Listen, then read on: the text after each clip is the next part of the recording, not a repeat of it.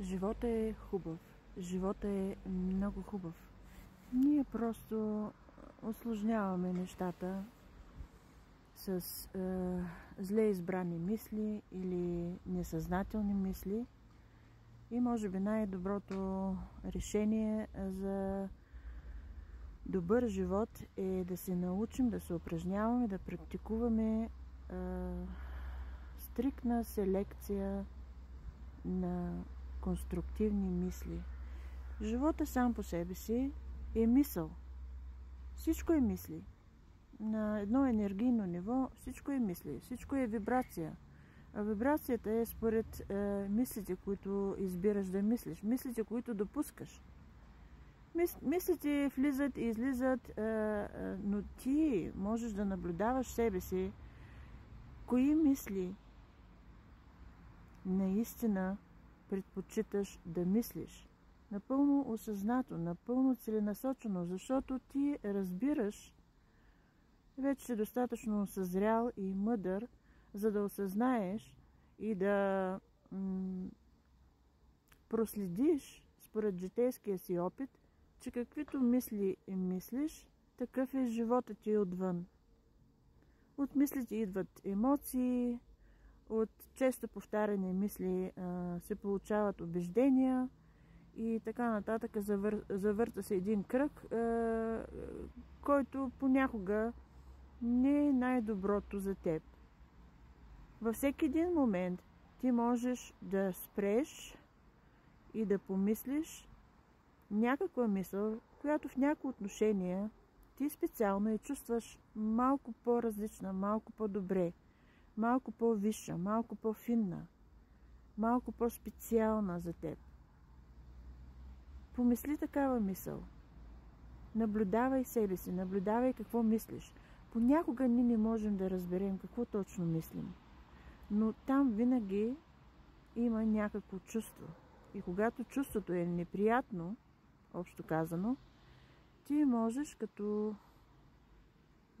опашка на мишка да го издърпаш и да видиш коя точно мишка те гризе, какво точно отвътре мислиш, за да изпитваш някаква неприятна емоция, неприемлива емоция. Емоция, която те разстройва, емоция, която буквално привлича към тебе неприятни ситуации и твърде много неща и проблеми за решаване и за преодоляване. Така че в един момент осъзнаваш, че се заслужава наистина да подбираш мислите, които мислиш. Трябва да пазиш входа на твоето съзнание. Този портал трябва да го пазиш зорко и бдително.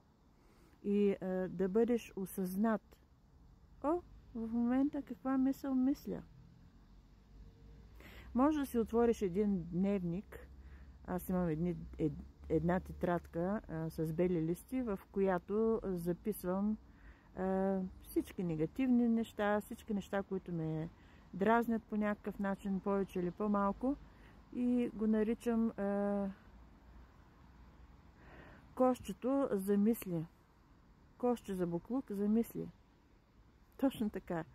И оказа се, че този буклук е много ценен, защото аз започнах да хващам различни модели на мислене, които ми пречат, които ми вредят, които ме разстройват, които буквално ми открадват енергията.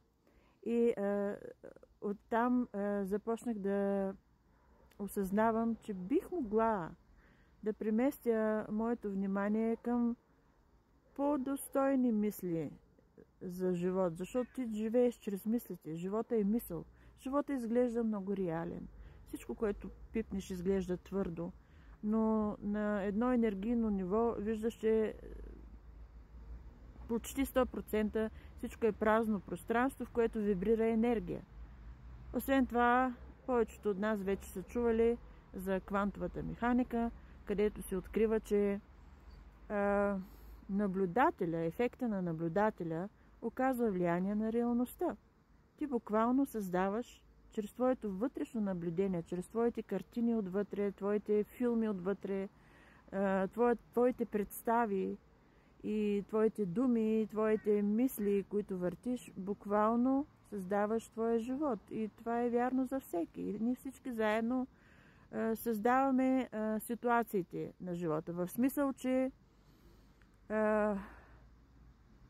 когато ти избираш определена мисъл, която е по-висша, отколкото мислите, които си мислял до сега, ти буквално попадаш в ново измерение, в паралелна реалност на самия себе си. Помисли за тези неща и започни да наблюдаваш какви мисли ползваш. И експериментирай. Дали ако напиша няколко мисли на лист и ги чета или ги науча наизуст и ги повтарям, бих могъл да имам някакви други нови резултати в живота. Бих могъл да се чувствам добре, бих могъл да напредвам ускорено, бих могъл